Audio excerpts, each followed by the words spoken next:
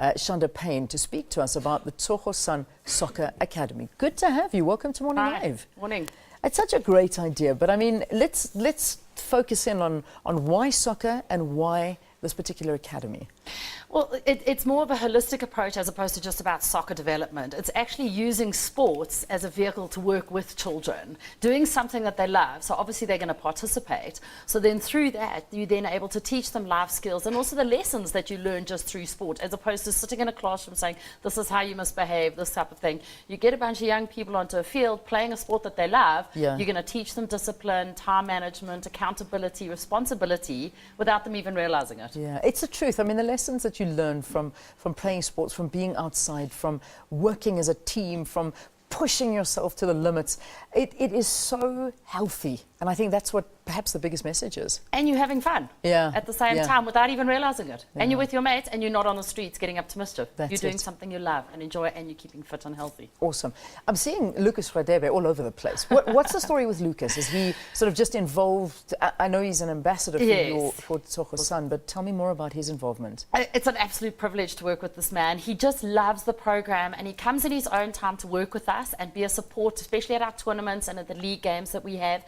Purely because he also knows the value of grassroots development. That's where talent gets discovered. That's where a lot of these young superheroes were actually discovered themselves. Yeah. So they get found at these places. Of course, these young people then get to see one of their heroes. There's an aspirational aspect. But he genuinely enjoys coming and spending time with the young people. You can see it on his face. He enjoys being with them. Yeah, and giving back, which is just so nice. It's such an amazing thing. Where is the academy? Is there one academy, or are there a few around the country? At the moment, there's just one, very specific one. It's focused in the area in the West Rand of Johannesburg. There's 35 schools that we work with, from age groups under 12 to under 18 that we work with. We're trying to create extracurricular at school environments. Yeah. It's very much part of a government call as well, bringing back extracurricular into the school environment. So that's where we work with those, creating the inter-school league games and infrastructure that they have, and from that get a talent pool, working with the coaches. So it's very holistic in its space, not just about the technical aspects of soccer, but the West Rand. Yeah, for now. For now. But we're building a model that we want to perfect and then take elsewhere. That's amazing. And how are the young boys that take part in this? And I hope it's not just young girls. I mean, young boys. I hope there's some young girls as well. At the moment, it is just young boys, but we are exploring opportunities, obviously. And maybe not in soccer, but in other sports. There could be netball, there could be something else. You know what I mean? Come on. There is soccer, absolutely. But you've got to have what the people want. So maybe they want soccer, maybe they want netball. We'll still see. But it's the model as opposed to just the sport itself. As long as they're active and healthy, that's the idea. Let's talk about how the kids get involved in this. How do you enroll? How do they sort of get chosen to take part in this? We strongly participate and partner with the local government in that area, for example, particularly the Department of Education. So we go with the schools, we work with the school teachers, educators in that environment. They pick their school team, and then we almost like a bit of an LOC that we work with the local community in facilitating it and creating an inter-school league structure that runs from March till the end of September. Weekly games are played.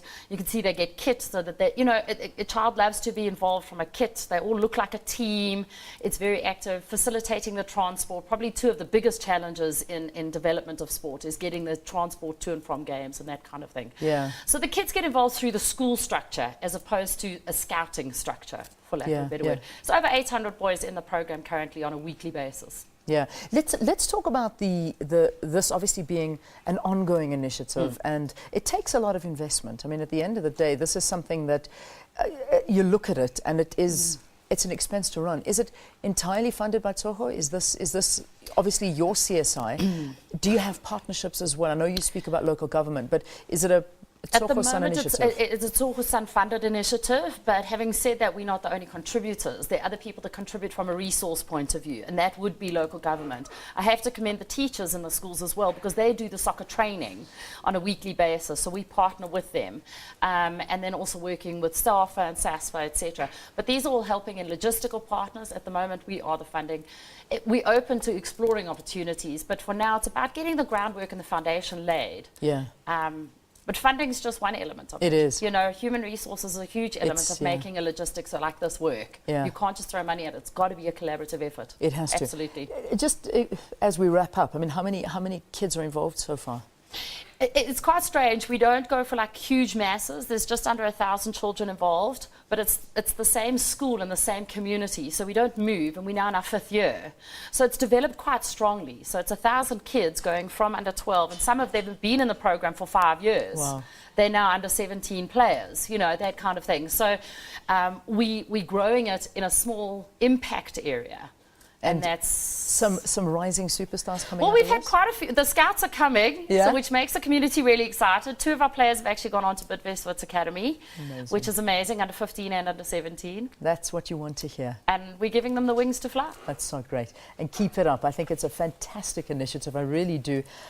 This is Tsogo Sun Soccer Academy, and Shanda Payne talking to us about this. So thank you so much for coming in. Pleasure. And a really, really inspiring story. It really is.